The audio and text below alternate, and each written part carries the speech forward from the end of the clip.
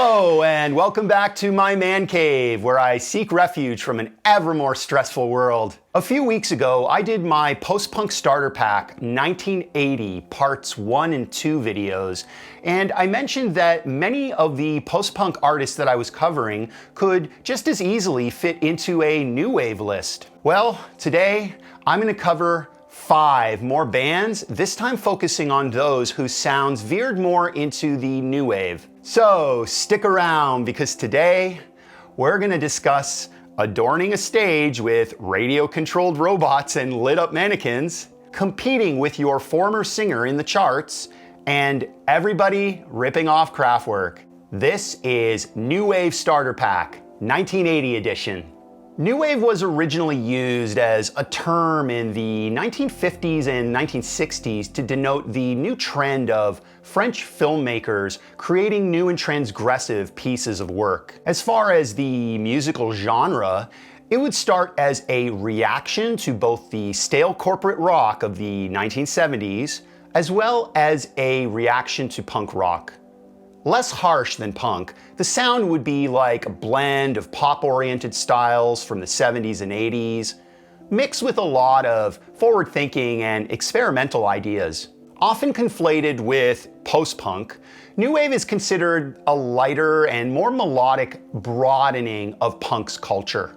Coming out of the punk movement, over time, critical consensus favored New Wave as an umbrella term involving many contemporary popular music styles, including synthpop, alternative dance, and post-punk. Some of the more common characteristics of New Wave might include a humorous or quirky approach, use of electronic sounds including synthesizers, jerky and experimental rhythms, angular guitar playing, basically some of the same characteristics that you might find in post-punk. You can see how many of these artists sort of straddle the line between both genres. Some of the original New Wave vanguard would include bands such as Devo, The Cure, Gary Numan, Blondie, and The Human League. In the UK, New Wave faded at the beginning of the 1980s with the emergence of the New Romantic movement. In the US, New Wave continued into the mid-1980s, but declined with the popularity of New Romantic, New Pop, and other new musical genres. In recent years, New Wave has resurged several times with the growing nostalgia for several New Wave-influenced musicians, and also the general cyclic nature of fashion trends. For this series, I'm going to focus on the original bands of New Wave with an intention of highlighting both classics and lesser-known gems. Okay, let's DeLorean our way back to the year 1980. First record, Orchestral Maneuvers in the Dark. Orchestral Maneuvers in the Dark is the debut studio album by English electronic band OMD, released on the 22nd of February 1980 by Dindisk. Recorded super DIY at the group's Liverpool studio and showcasing their minimal synth-pop style, this record is regarded as the sound of true electronic music pioneers, themselves building off of the work of other greats such as Kraftwerk, who had influenced them. While the members of the band have openly dismissed their first single, Electricity, as just a sped-up version of Kraftwerk's Radioactivity, the fact remains that a lot of great art consists of knowing when to steal, and stealing from Kraftwerk has proven to lead to success. With its driving melodic bass line and shiny pizzicato hook, it's easy to see why Electricity has become a synthpop anthem. Initially released by the legendary Factory Records, this track was a holdover from McCluskey and Humphrey's previous band, The ID. Despite limited chart success, it was a favorite with DJ John Peel, and after it slowly gained popularity in nightclubs, its reputation would grow and is now recognized as one of the most influential singles of its era. The album's final single and biggest success is Messages. This is certainly the most accessible track on the album, with its syncopated, plucky synth hook. On this song, as well as Electricity, OMD do this thing where they substitute a synth riff in place of a proper chorus. Messages combines a timeless tale of lost love with the era's modern communication, the narrator feeling bombarded by endless letters. It's a lot harder to block somebody who's sending you paper mail, a theme that takes on a new poignancy in today's ubiquitously digital era. Almost features a halftime pace and more traditional lyricism. Its callback refrain of happens all the time is super emotive, evoking contemporaries such as early era Depeche Mode, and would point ahead to their maturing sound on future classics such as Architecture and Morality and Dazzle Ships. Original UK pressing, that die-cut album cover, inner sleeve,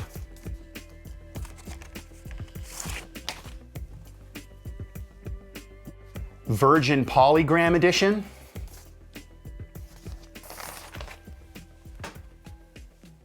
next record, Simple Minds, Empires and Dance. Empires and Dance is the third studio album by Scottish new wave band Simple Minds, released on the 12th of September 1980 through Arista Records. Influenced by the band's experience of traveling in Europe on their previous tour, this record is miles away from the usual sound that most people associate with Simple Minds. Taking influence from disco and electronic music artists such as Donna Summer, Kraftwerk, and Grace Jones they heard in German nightclubs, as well as the coming British post-punk upstarts such as Echo and the Bunnymen, Joy Division, Empires and Dance sounds vital and fresh 45 years on. NME ranked it 19 on their Albums of the Year list, while their journalist Paul Morley wrote, quote,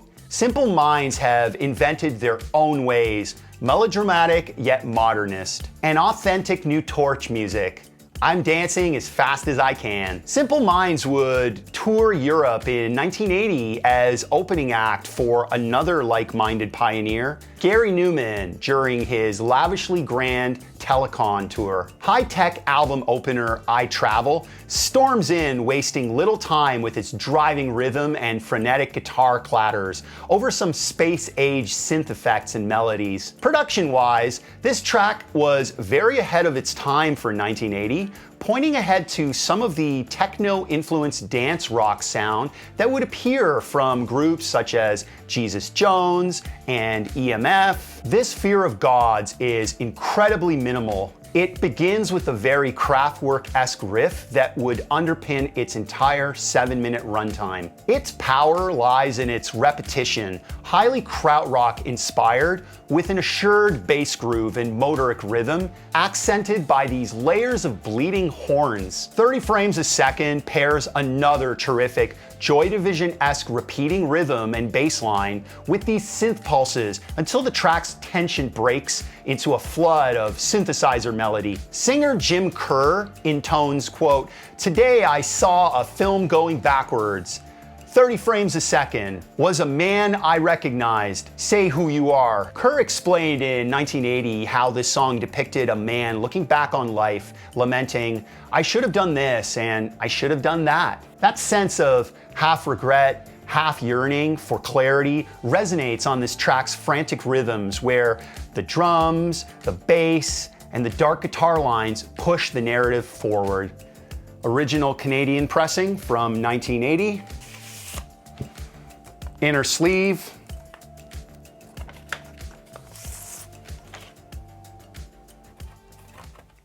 Next record, Ultravox, Vienna. Vienna is the fourth studio album by British new wave band Ultravox, released on the 11th of July, 1980 through Chrysalis Records. Vienna was Ultravox's first album with their best-known lineup after Midge Ure had taken over as lead vocalist and guitarist following the departures of John Foxx and Robin Simon. You'd be forgiven for thinking that John Foxx would be the one to bet on, but Despite musical connoisseurs appreciating his solo work, such as the brilliant debut Menomatic, it would be the remaining members of Ultravox that would see continued chart success with their updated lineup. Produced by Connie Plank, who had worked with Kraftwerk, Neu, and other krautrock legends, Ultravox would change up their sound with the arrival of Ur, who had participated in the formation of the group Visage. Many different styles are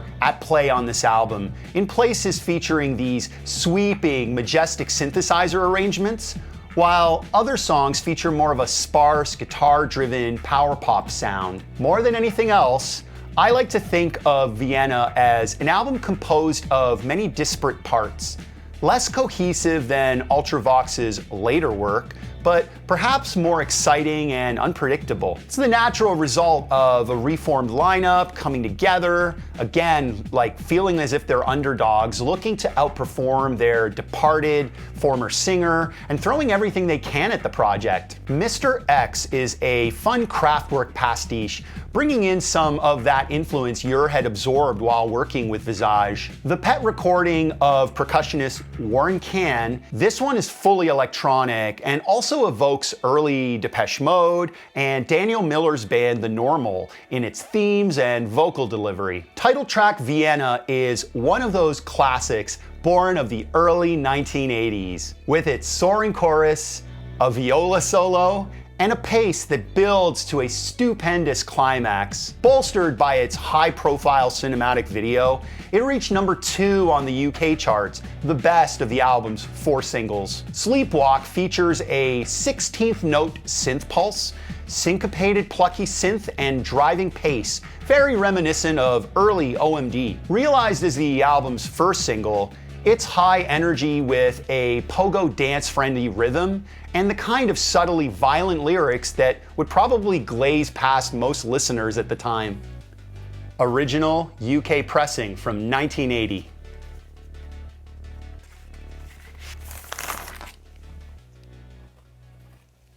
Next record, Adam and the Ants, Kings of the Wild Frontier.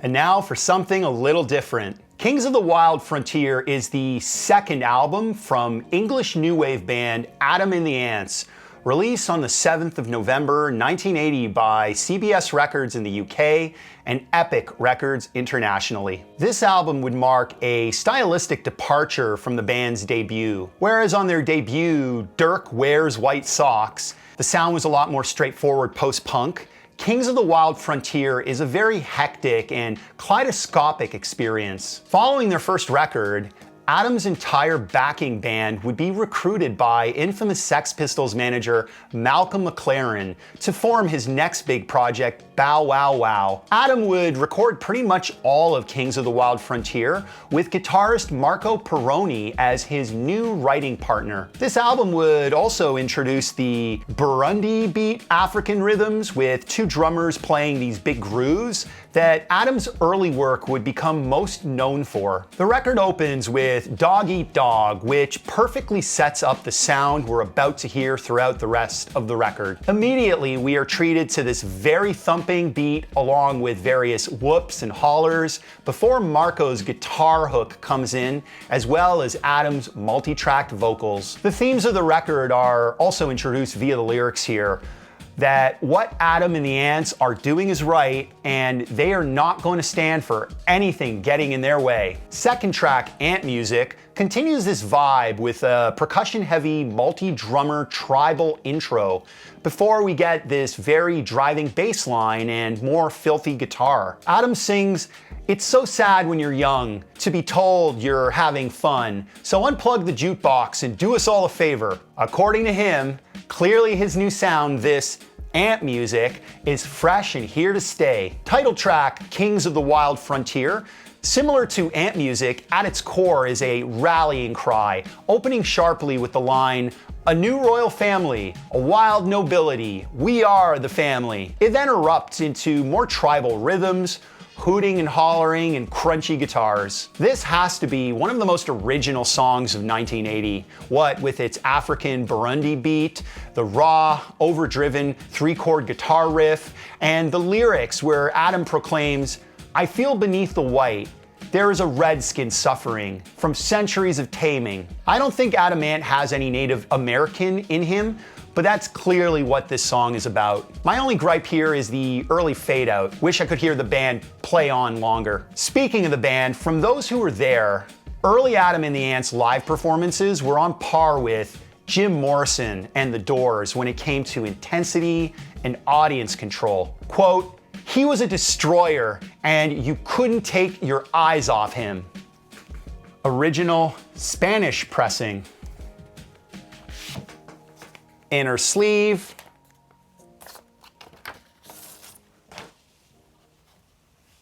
Final record for today, Gary Numan, Telekon. Telekon is the second studio album by English new wave musician Gary Numan, released in September 1980 on Beggar's Banquet. This album would mark the end of an era as Numan's third #1 record and final studio release of what he would retrospectively term the machine section of his career, following Replicas and The Pleasure Principle, both released the year prior. Gary wanted to move things forward after his huge hits, Our Friends Electric and Cars, while he would still be releasing songs for the charts such as I Die, You Die and We Are Glass. He opted to leave these singles off the record in favor of more exploratory tracks. Thematically, Telekon is Numan's uncomfortable journey through the shock realization of someone becoming famous too quickly and having to measure up to past successes. It would become a favorite of Trent Reznor, who himself released a concept album called The Fragile, feeling the pressure of his own prior accomplishments. To me, this record is a love letter to the Polymoog, the more complex version of the Moog synthesizer, which would let its performer hold down chords. It's all over this record. The preset was called Vox Humana, this aching choir-like sound that ties all of its tracks together. Telekon would also see a return to Gary using guitars in a richer, more complex sound, mixing viola and violin and experimenting with longer format arrangements and somber ballads. As equally impressive as the scale of these new songs was the tour. His Hammersmith Odeon stage set featured 3 radio-controlled robots, including a full-size mannequin that would be lit up named Big Al. At this time, Numan would burn a huge amount of the heaps of money he was earning on these tours he'd erect around The Pleasure Principle and Telekon. Gary's band would perform as a 6-piece on 2 levels, adorned by huge pulsing neon light walls and sci-fi pyramids. This would culminate in his 1981 farewell show at London's Wembley Arena, still one of rock's most impressive and, for the time, expensive stage designs, marking the end of the first phase of Numan's career. While much of Telekon floats along fairly casually, I'm an Agent is both musically and lyrically the most aggressive and upbeat song here. This anthem has one of the record's strongest melodies. Numan would do this thing for much of his career where he'd write a vocal melody and have it underpinned with a secondary instrument playing the same part, here being the Polymoog. The lyrics are a scathing indictment of the record industry. Gary was feeling the pressure to crack America by Beggar's Banquet, while his American label, Atco, didn't want Telekon being released so soon, as they were still promoting his previous album. I Dream of Wires is the sleeper classic here, a song with a title that inspired a modular synthesis documentary. After its Kraftwerk-inspired intro, Gary sings I Am the Final Silence, the last electrician alive. Thematically, the vocals here are the most robotic sounding on the album, in contrast to Paul Gardner's very funky bass that propels the song along. This is one of several highly emotional touch points on Telekon. Randomly, singer Robert Palmer would release his own cover of Gary's song I Dream of Wires, along with Numan's help in 1980. The Joy Circuit is a dramatic ending to the record, with a driving bass line and this gorgeous viola. After the intro, Gary opens things up calling Send in the Gods, which cues a highly melodic joyride. During its second half, things really shift gears into an instrumental coda led by the most gorgeous melody that everyone takes turns playing their own cascading riffs over top of. Credit to the entire band. While marketed as a solo artist, Gary's full group was incredible. It's hard to express the emotions this section conjures. This is one of the best endings to a record I've ever heard, full stop. Original Canadian pressing, inner sleeve,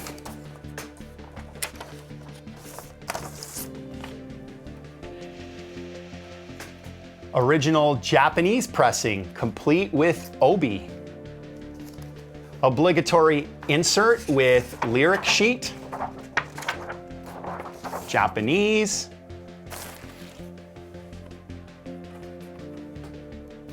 and reissue. This one's a gatefold. This one includes bonus tracks such as I Die, You Die, Down in the Park piano version, a game called Echo. It's also got We Are Glass on it, first LP, second LP. So that's gonna do it for today. I'm gonna link my 2 post-punk 1980 videos down in the description, so go check those out if you haven't seen them yet. Are you familiar with all the records I covered? What are your favorite new wave albums of 1980 or of all time? Let me know down in the comments, as well as if you'd like to see a part 2 of New Wave 1980, and I'll be sure to cover this classic. Thanks for watching. You can see more of my videos right here. Take care of yourselves, and we'll see you guys in the next one.